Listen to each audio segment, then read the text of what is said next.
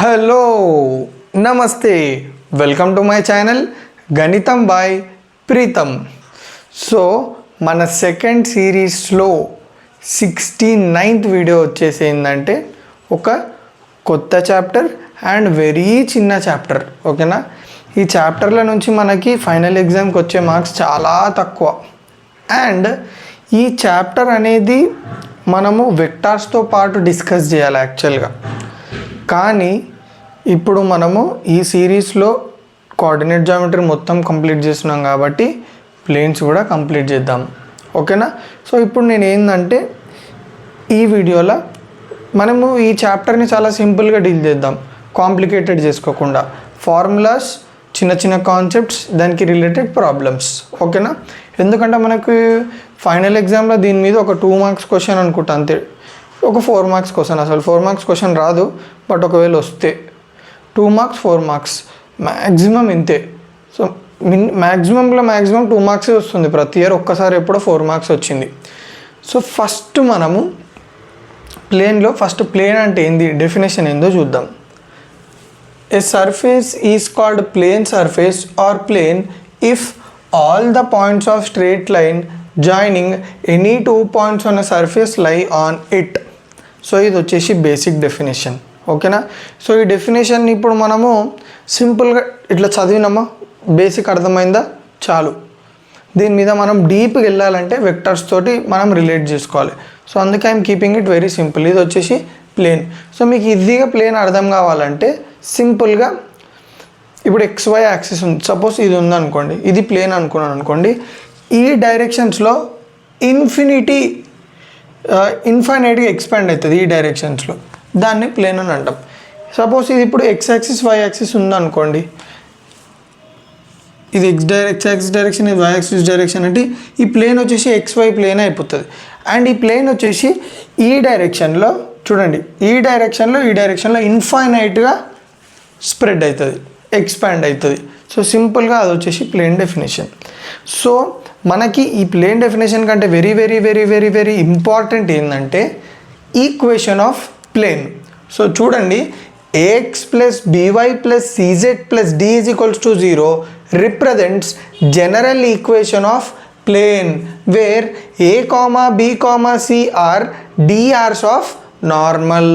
So ఇప్పుడు జాగ్రత్తగా వినండి, ఇది వెరీ వెరీ ఇంపార్టెంట్ కాన్సెప్ట్. ఎప్పుడైనా మీరు ప్లేన్ గురించి డిస్కస్ చేస్తున్నారంటే మనం ఫస్ట్ మాట్లాడుకోవాల్సింది నార్మల్. సో నార్మల్ అంటే ఏంది, the line which is perpendicular to the plane is called normal. So ఇది వచ్చేసి నార్మల్, ఎందుకంటే ఈ లైన్ అనేది పర్పెండిక్యులర్ ఉంది ప్లేన్కి. సో మొత్తం మనము ఇప్పుడు ఎట్లా అంటే పని ఒకటిది పేరు ఒకటిది అంటారు చూడండి, సేమ్ అట్లనే పని మొత్తం నార్మల్ చేస్తుంది, పేరు మొత్తం ప్లేన్కి వస్తుంది. అర్థమవుతుందా? మనకి డైరెక్షన్ కావాలన్నా, ఈక్వేషన్ కావాలన్నా, ఏ కాన్సెప్ట్ అన్నా తెలుసుకోవాలన్నా కానీ మనం నార్మల్ గురించే డిస్కస్ చేస్తాం. కానీ అల్టిమేట్గా చాప్టర్ పేరు ఏంది, ప్లేన్. ఓకేనా, so plane is represented by normal. ఒక ప్లేన్ ఉందంటే దాన్ని మనం ఎట్లా రిప్రజెంట్ చేసుకుంటాం మ్యాథమెటికల్గా, అదొక ఓకే ప్లేన్ ఉందంటే అరే నార్మల్ ఉండాలి. సో అంత ఇంపార్టెంట్ నార్మల్. సో ఇప్పుడు మనకి జనరల్ ఈక్వేషన్ ఆఫ్ ప్లేన్ ఏంది, AX + BY + CZ + D = 0. ఇది జనరల్ ఈక్వేషన్ ఆఫ్ ప్లేన్. ఇప్పుడు ఆ జనరల్ ఈక్వేషన్లో ABC వచ్చేసి ఏంటి తెలుసా, drs ఆఫ్ నార్మల్. సో మన పాత చాప్టర్లో DCs drs గురించి తెలుసుకున్నాం కదా. సో ఇక్కడ ఈ ఈక్వేషన్లో ABC వచ్చేసి ఈ నార్మల్ యొక్క drs, అంటే ఈ పర్పెండిక్యులర్ లైన్ ఉందా దాని యొక్క drs. సో దీన్ని బట్టి మీరు అర్థం చేసుకోవచ్చు ఓకే నార్మల్ అనేది ఎంత ఇంపార్టెంటో ప్లేన్కి. ఎందుకంటే మన ప్లేన్ ఈక్వేషన్లో ABC వాల్యూస్ వచ్చేసి ఆ నార్మల్ యొక్క drs. ఓకేనా, సో క్లియర్గా అర్థమైందా general equation of plane. So next వచ్చేసి ఏంటంటే నార్మల్ ఫామ్. ఈ ఫామ్ అంత ఇంపార్టెంట్ కాదు, బట్ మనం నేర్చుకుందాం. Equation of plane which is at a distance of P from origin and whose normal as this is L, M, N is Lx + My + Nz = P. ఏమంటున్నాడంటే ఇది ఒక ప్లేనా. Okay, ఇప్పుడు ఈ ప్లేన్కి నార్మల్ ఏం చెప్పండి, నార్మల్ అంటే ఏంది, పర్పెండిక్యులర్ లైనా కాదా చూడండి, it is making an angle 90 degrees with the plane. Yes, it is normal.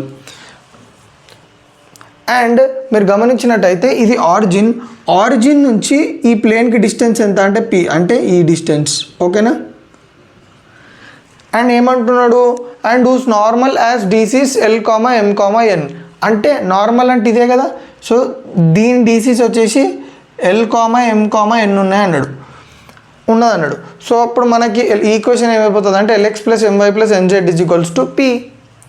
Simple. p వచ్చేసి ఆరిజిన్ నుంచి ఈ ప్లేన్కి డిస్టెన్స్ అంటే ఇది ఈ p. అండ్ ఈ లైన్ ఉందా, ఈ పర్పెండిక్యులర్, దాని యొక్క DCs l, m, n. So ఇక్కడ కూడా చూడండి నార్మలే. సో ఈక్వేషన్ ఏంది, lx + my + nz = p. p అంటే ఏంది, perpendicular distance from origin to the plane. ఓకేనా? Right. Equation of plane in normal form. మీకు డౌట్ వస్తుంది, సార్ ఇక్కడ నార్మల్ ఫామ్ ఉంది, ఇక్కడ నార్మల్ ఫామ్ ఉంది అంటే కొంచెం డిఫరెంట్. ఓకేనా? ఈ నార్మల్ ఫామ్, ఈ నార్మల్ ఫామ్, దీని గురించి మీరు అంతా పట్టించుకోకండి, చిన్న కాన్సెప్ట్ ఇది, దీంతో మనకంత ఫాయిదా ఏం లేదు. ఇప్పుడు ఇక్కడ చూడండి, equation of plane in normal form. Equation of plane ax + by + cz + d = 0 in normal form is a/√a² + b² + c² * x + b/√a² + b² + c² * y + c/√a² + b² + c² * z = d/√a² + b² + c². So మీరు ఈ planes చాప్టర్ని సింపుల్గా మీరు solve చేయాలి, అర్థం చేసుకోవాలనుకుంటే మీకు straight lines వస్తే planes కూడా వస్తుంది.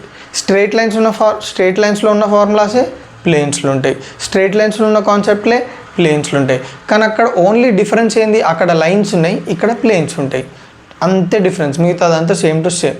మనకి ఇది మీకు గుర్తుంటున్నట్టయితే లైన్ని ఏమంటారు, జనరల్ ఈక్వేషన్ ఆఫ్ లైన్ని నార్మల్ ఫామ్లో కన్వర్ట్ చేస్తే ఏముంటుంది, a/√a² + b² ఇంకో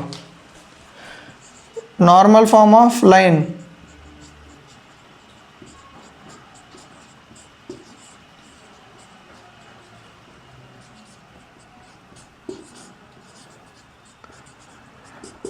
సో ఇది వచ్చేసి నార్మల్ ఫామ్ ఆఫ్ లైన్, ఇది వచ్చి normal form of plane. So formulas అన్నీ ఇట్లనే సేమ్ ఉంటాయి. మీకు స్ట్రైట్ లైన్స్ ఫార్ములాస్ వచ్చినాయి అనుకోండి, ఈ ఫార్ములాస్ అన్నీ వచ్చినట్టే. అందుకే నేను ఇవి ఎక్స్ప్లెయిన్ చేయట్లేదు, ఎందుకంటే ఈ చాప్టర్ నుంచి వెయిటేజ్ తక్కువ ఉంది. అండ్ ఈ కాన్సెప్ట్స్ అనేటివి మనము డీటెయిల్గా అర్థం చేసుకోవాలంటే వెక్టార్స్ అర్థం కావాలి. సో సింపుల్గా మీరు అనాలజీ అనుకోండి, స్ట్రైట్ లైన్స్ ఫార్ములాస్ లెక్కనే ఇవి కూడా ఉంటాయి. సో ఇక్కడ వరకు క్లియర్గా అర్థమైందా? సో ఇప్పుడు మనము ఇంకొక 3 ప్రాబ్లమ్స్ని డిస్కస్ చేద్దాం, 3 ఫార్ములాస్ని. సో ఫస్ట్ ఫార్ములా ఏంది, perpendicular distance from x1 y1 z1 to ax + by + cz + d = 0 is mod of ax1 + by1 + cz1 + d/√a² + b² + c².